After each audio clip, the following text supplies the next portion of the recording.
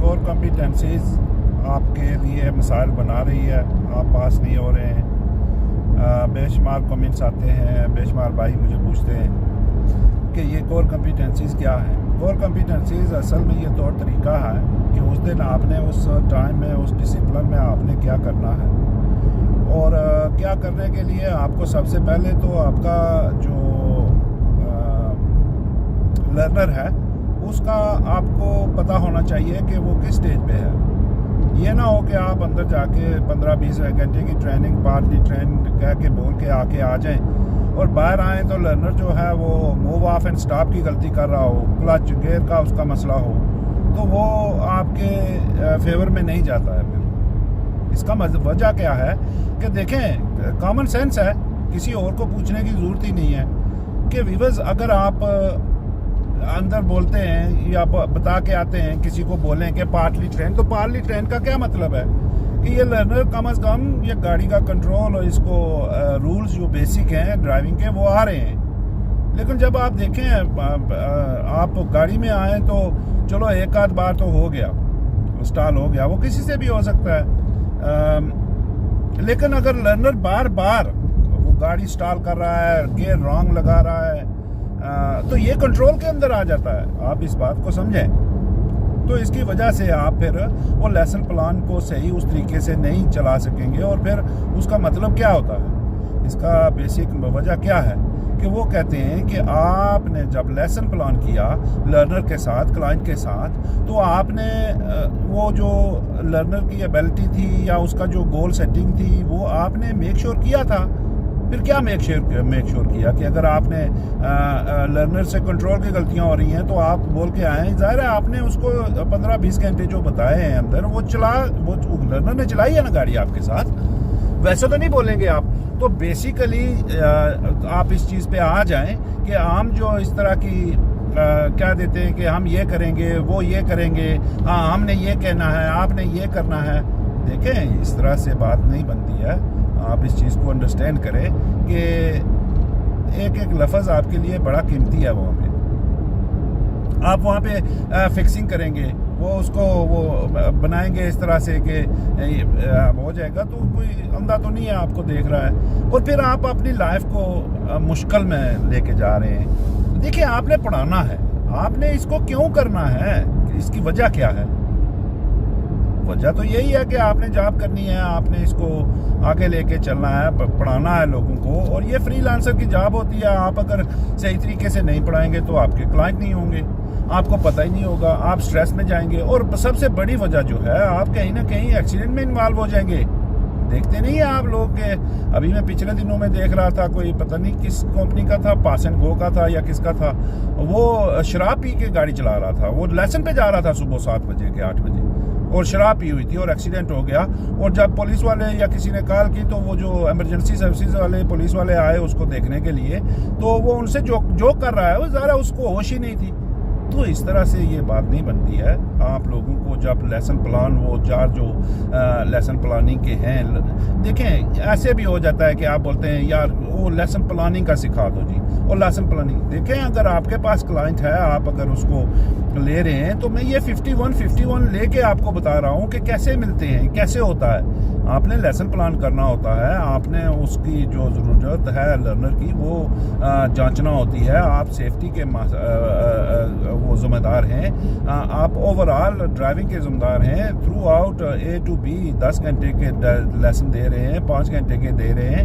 एक उस लर्नर को लेसन दे के आप ये नहीं दिखा रहे उनको कि मैं बस इस लर्नर से ये हो रहा है ना, वो उस 40 मिनट्स में 45 मिनट्स में देखते हैं कि इन 45 मिनट्स में ये 8 घंटे की ड्यूटी जो 9 till 5 है, उसमें अगर 2, 4, 5 बंदों को लेसन देते हैं तो इनकी मेंटालिटी क्या बन जाएगी, ये क्या करेंगे, क्या हो सकता है, safety critical incident risk involvement कितना हो सकता है। तो आप ओवरऑल देखें, इस तरह से गाड़ियाँ लर्नर ही चलाएंगे ना, जब आप जिनको आप पढ़ाएंगे मोटरवे पे चलाएंगे, ड्यूल कैरेज वे पे चलाएंगे। अगर ये रूल यहाँ पे पता ना हो, देख ले आप, तो फिर क्या बनेगा। अगर यहाँ पे कोई इस तरह का अनहोनी हो जाए इतनी रफ्तार से, तो जाने जाएंगी। तो वो इन चीज़ों को रखते हैं। और फिर जब लेसन प्लानिंग का होता है तो आपने अगर लर्नर की एबिलिटी के मुताबिक उसका गोल ही नहीं सेट किया है, आप अगर हो भी गया है तो आपने जंक्शन के ऊपर बेशुमार लोग हैं जंक्शन को ही लेते हैं। अब वहाँ पे भी इशू शुरू हो जाता है। अब सारा कुछ एक ही वीडियो में बंदा नहीं बता सकता है ये सारी चीज़ें। अब जंक्शन का आप बोल के ले गए लर्नर को, आप वहाँ पे जाके लेसन प्लान में ही जी अच्छा जी मैं आपके लेफ़्ट भी ठीक करवाऊँगा, राइट भी ठीक करवाऊँगा और अप्रोचिंग स्पीड भी ठीक करवाऊँगा। अच्छा जी ठीक है, हो गया। 3-4 तो आपने पहले से ही उसके ऊपर 10-10 किलो के वज़न रख दिया।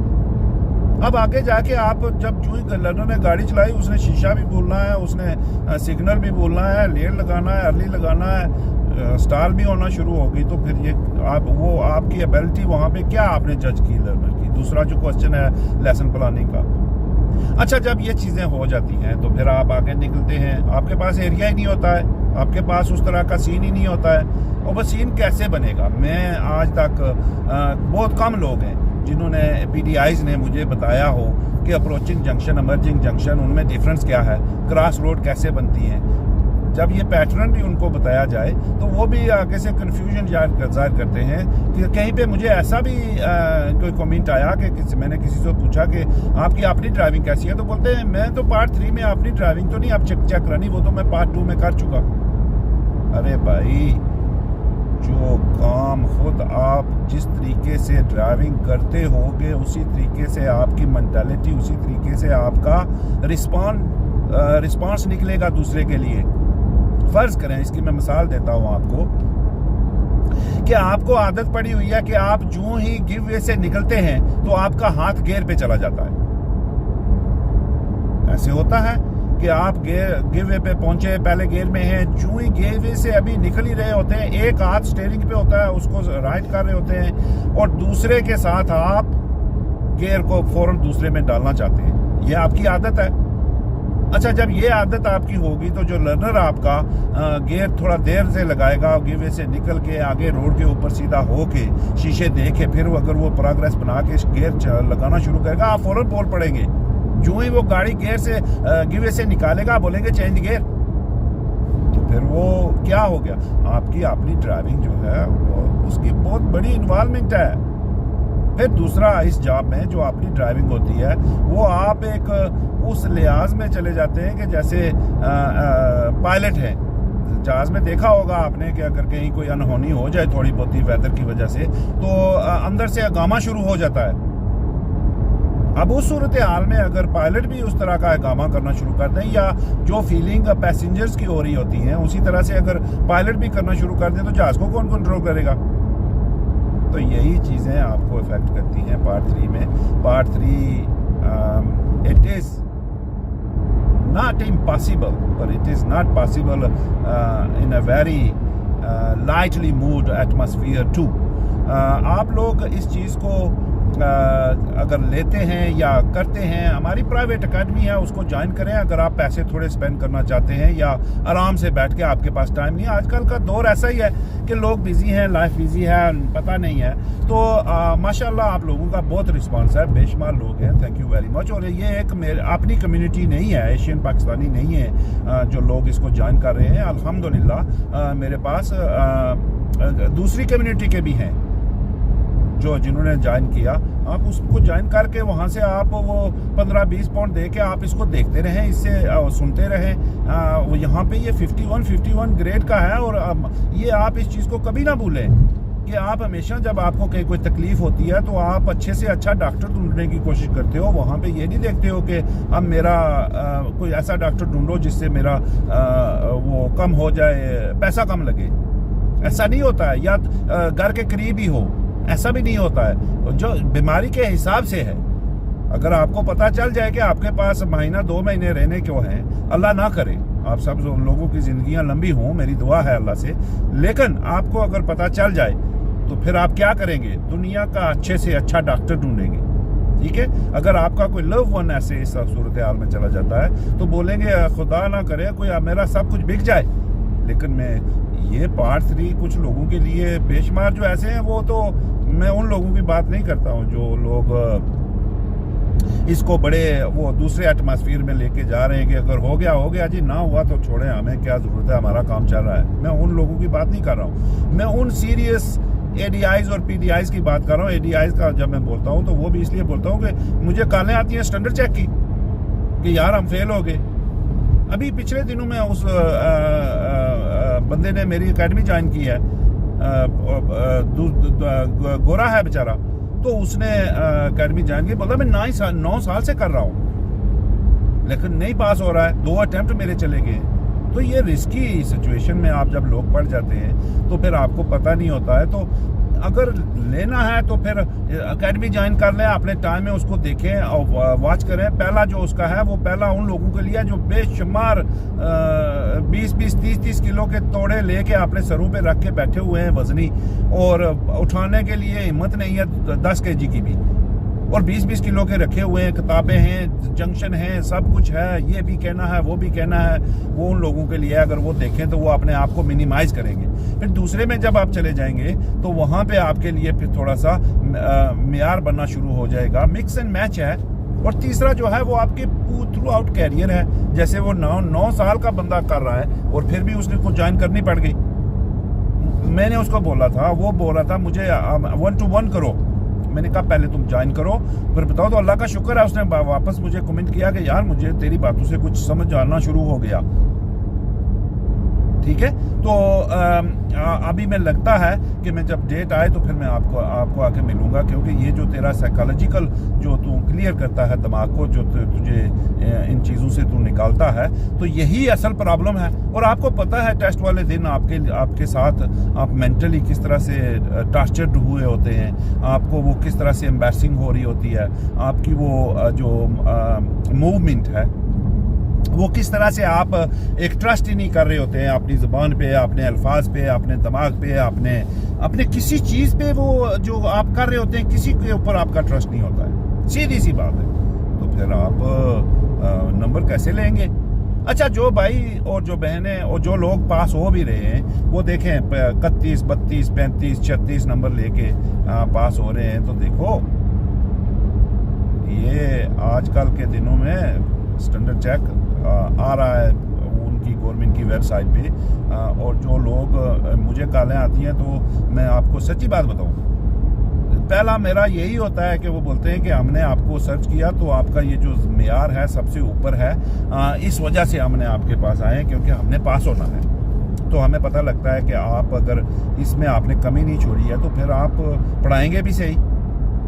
तो ये चीज़ें आपके ऊपर इफेक्ट फिर करती हैं, और आप आगे भी अगर निकलना चाहते हैं, अपना स्कूल बनाना चाहते हैं या कुछ करना चाहते हैं तो हो जाता है। अगर ऐसे आपको कहें कि नहीं सलाम अलैकुम या हलवा पूड़ी से काम बन जाएगा तो ऐसा मुमकिन नहीं होता है। आप ज़ाहिर है हर एक चीज़ की कीमत है, और जितने अल्फाज किसी के मेयार रखते होंगे वही चीज़ें आप सेंसबरी आस्दा से भी ले सकते हैं, वही चीज़ें विटरोज और मार्क स्पेंसर और आगे के चले जाएँ फिर। तो ये ऐसे ही चीज़ें होती हैं। इस तरह से आपने अगर क्वालिटी लेनी है तो फिर आप क्वांटिटी को भूलेंगे, फिर आप उसकी कीमत अदा करेंगे। तो आपने अगर उन लोगों के लिए ये मेरी हिदायत है कि जो लोग पास होना चाहते हैं, जिन लोगों को ये इशू बना हुआ है जिन लोगों को ये लग रहा है कि मेरा दूसरा अटेम्प्ट जा रहा है, तीसरा जा रहा है, अब वो गैरत का भी सिलसिला बन जाता है, अभी फैमिली का भी बन जाता है, पास भी करना था, नामुमकिन भी नहीं था, हो भी नहीं रहा है, तो फिर आप बाकी आप अगर चाहें तो 200 पाउंड खर्च रहे कर डालें, ज़या कर दें, बंदे को पीछे 2-2 घंटे के लिए बैठा लें और वो घर से जाके कमेंट कर दें कि नहीं जी आपने प्रॉम्प्टिंग का वादा किया था, टेलिंग करते रहे। तो ये सारी चीज़ें फिर आपको अफेक्ट करती है। आप देखें जब आपको एरिया का पता नहीं होगा तो फिर आप कोर कॉम्पिटेंसीज के लेसन प्लानिंग के तीसरे सवाल को कैसे सॉल्व करेंगे जब आप उस एरिया पे नहीं जाएंगे। जो कुछ प्लान होता है, जो कुछ पकाना होता है, उसके लिए चीज़ें भी इकट्ठी करनी है। और चीज़ें अगर गोश्त लेना है तो गोश्त वाली शॉप पे जाओगे ना, अगर सब्जी लेनी है तो वो भी उस सब्जी वाली शॉप पे जाओगे। ग्रोसरी गोश्त और सब्जी लेने के लिए केमिस्ट पे तो नहीं चले जाओगे, कहाँ से लोगे ये चीज़ें। तो आपने अगर ये चीज़ें लेनी है तो वो गोश्त वाले के तो यही लेसन प्लानिंग का है कि अगर आपने लर्नर की एबिलिटी ले ली, उसके मुताबिक उसका वो लेसन गोल सेट कर दिया, तो आपको उन जगहों पे लेके जाना पड़ेगा। अगर वहाँ पे नहीं जाओगे तो फिर मामला ख़राब। और उस वहाँ पे अगर जाना भी चाहते हो तो लर्नर आपका साथ नहीं दे रहा है तो फिर भी आपका मामला ख़राब। ठीक है, अगर लर्नर साथ दे भी रहा है, एरिया भी सूटेबल है, लेसन गोल भी आपका सेट हो गया है, लेकिन आपका मुंह ही नहीं चल रहा है, आपकी ज़ुबान ही नहीं खुल रही है, आप कुछ कह नहीं रहे हो। अगर कह भी रहे हो तो वो दूसरा वर्बल डायरी में आ जाता है कि कहना कुछ हो रहा है, निकल कुछ हो रहा है, तो फिर भी बात नहीं बनेगी। अगर ये बात पहले वो वहाँ पे नहीं बनेगी तो फिर अडॉप्शन का सिलसिला ख़त्म ही हो जाता है वहाँ पे कि क्या अडॉप्शन करोगे, किस चीज़ की अडॉप्शन करोगे, वो नहीं बनेगी फिर आपकी। अच्छा, वो अगर नहीं बनेगी तो फिर आप रिस्क मैनेजमेंट को नीचे टच करना शुरू कर दोगे, वो उधर से आपको जांचना शुरू कर देंगे कि आपने उसको अर्ली उसको डायरेक्शन दी, इंस्ट्रक्शन दी, टाइमली इंटरवीन किया। ऐसा फिर मुमकिन ही नहीं होता है कि अगर ऊपर से आपकी एक बुनियाद आपने नीचे से कमज़ोर रख दी है तो आप ऊपर से उसको हज़ारों सरिये के और सीमेंट के बैग डालते जाएं, फिर नहीं कामयाब होंगे। ऐसा आप नहीं पास हो सकते। पास उसी सूरत में होना है कि जब आप लोगों के पास राइट मिकदार में आपके पास कोर कॉम्पिटेंसीज भी होंगी। चलो थोड़ा बहुत टच करोगे, आपको पता चलेगा, आप लर्नर को उस हिसाब से कंट्रोल करोगे, टेक कंट्रोल लोगे। अभी बेशुमार मेरे साथी तो ऐसे हैं जिनको बोला जाए कि लर्नर की इतनी गलती होगी है, उसको पुल अप करो। बेशुमार साथी ऐसे हैं जो कि मूव ऑफ करते हुए अगर लर्नर ने ब्लाइंड स्पॉट नहीं चेक किया है तो है भी कुछ नहीं है, सारा कुछ सेफ है, तो फिर भी टका के ब्रेक मारेंगे। I need your 5 minutes now, what did you do here, what did you not check blind spots. ओ भाई, हर एक चीज़ का एक स्टेज, एक सिनेरियो और एक मिकदार होती है। आप चाय बनाते हैं, चाय में नमक अगर किसी ने पीना है, डालना है, या हांडी में नमक डालना है तो उसकी मिकदार डालोगे ना, कि वैसे ही बुके वो मुट्ठियाँ भर के डाल दोगे उसमें, ऐसा मुमकिन नहीं है। तो ये लेसन प्लानिंग और इसकी जो आपने टेक कंट्रोल लेना है या आगे चल के लर्नर को अडॉप्शन में लेना है, तो वो हर एक चीज़, हर एक करने धरने की उसकी मिकदार होगी कि आपने क्या इसको कितनी बातों में इसको ख़त्म कर दें। कुछ ऐसे भी हमारे साथी हैं जो बस वो सामने उनके स्पीकर ही आ जाता है, फिर तकरीर ही शुरू हो जाती है, ये हुआ, वो हुआ, ये है, वो है, ये है, वो है। और हो सकता है वो लेसन ख़त्म करके फ़ौरन जब अपनी गाड़ी में बैठे तो वही सारी चीज़ें करें, लेकिन दूसरे को इस तरह से नसीहतें कर रहे होंगे कि बस क्या है जी कि हमने तो बस माशाल्लाह। ऐसा नहीं है। आप हमेशा याद रखें कि आपकी अपनी ड्राइविंग भी बहुत आपके ऊपर असरअंदाज होती है। उस ड्राइविंग को ठीक करें। बेशुमार भाई हैं जो टैक्सी से निकल के आते हैं, बसों से निकल के आते हैं या डिलीवरियों से निकल के इस जॉब में आ जाते हैं, तो फिर वो ड्राइविंग वहाँ के लेवल के मुताबिक होती है और उसी के ऊपर आप अगर किसी को पढ़ाना चाहें तो ये भी याद रखें कि मैं आपको इस बात का बिल्कुल, आप इस चीज़ को बेशक प्रैक्टिकली अंडरस्टैंड करें या ना करें, इसको तजर्बे में ले जाएं अपनी ज़िंदगी में।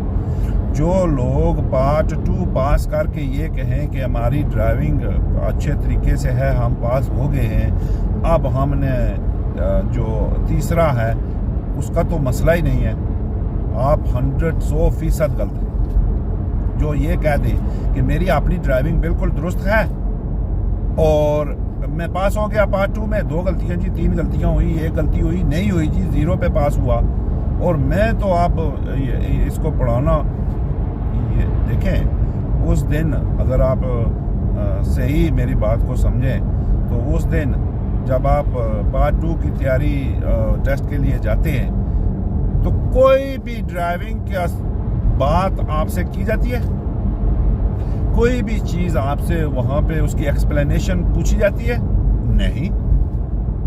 लेकिन जब पार्ट 3 में जब आप जाएंगे तो हर एक करते धरते की गाड़ी में ए से लेके जेड तक आपको उसकी एक्सप्लेनेशन देनी पड़ेगी, लाइव एक्सप्लेनेशन देनी पड़ेगी, लाइव मसालें देना पड़ेगी, और लर्नर को उस मतलब उसके हिसाब के मुताबिक आप बोलेंगे कि मैं आपको जो काम सही और गलत होगा मैं आपको लाइव मसालें दे के उनसे आपको समझाऊंगा। अगर आपके पास उसका कोई दूसरा रास्ता हुआ, आपने समझा कि आप ये नहीं ऐसे सही है, तो आप भी मुझे लाइव मिसालें देके जो रियल लाइफ लॉजिक पे होंगी उसके ऊपर आप मिसालें देके मुझे कन्विंस कर लो, मैं मान जाऊंगा कि तुम ठीक हो। ठीक है, तो ये चीज़ें आप ऐसे ना समझें। आपने अगर लेना है कमेंट करें, आप नंबर शेयर करें, मैं दूंगा आपको नंबर, और फिर आपको बुकिंग अगर करनी है 1-to-1 करनी है, या किसी ने कोई गाइडेंस लेनी है, या कोई lesson planning, risk management, teaching strategy, coping strategy, या वो जो वो ऐसे एविडेंट होते रहते हैं एग्ज़ाम में, फीडबैक की कोई सलाह मशवरा किसी ने लेना है, या किसी का टेस्ट नज़दीक आ रहा है, तो आपने अगर कुछ उसके अंदर कोई थोड़ी हेल्प चाहिए होती है, तो आप मुझे इनबॉक्स करें, आप मुझे कमेंट करें, और आ जाएं, फ़ोन पे आप डिस्कस कर सकते हैं। तो वहाँ पे मैं मज़ीद इस चीज़ को डीप डिगिन जाके आपको उस तरीके से समझाऊंगा कि ताकि आप पास हो जाए। ठीक है, अगर आपने रियली पास होना है, अगर आपने इसको करना है, ये जॉब ठीक है, आप इससे कुछ ले सकते हो, अर्न कर सकते हो, लेकिन अगर आप इसको पास करोगे राइट टाइम पे। Hope this helps and thank you very much. Viewers, this is for the people that wanted to pass part 3 and think that okay, I've done last time and I passed. I was about to pass. It was only 1 mark or 2 mark down. I always tell you that this is not the case. I have evident people that they've been and they've done very good, and there was 29 or 30. And they've just gone into the relaxed atmosphere that no problem, there's only 1 mark down, next time I'll go. And about that, the next time when they went, they've come back with the 26, they come back with the 24. So it depends on the day of the test and what have you achieved since last time. And if you want to go into the coping strategy and the teaching taken place and the progress taken place and the how to go into client centered and what does it means and Q&A and all that, and what level, what Q&A should be there, and lesson planning. If the lesson planning, if you want somebody to learn and you pick up to start with, you give them 5-6 things, make it very heavy for them to carry.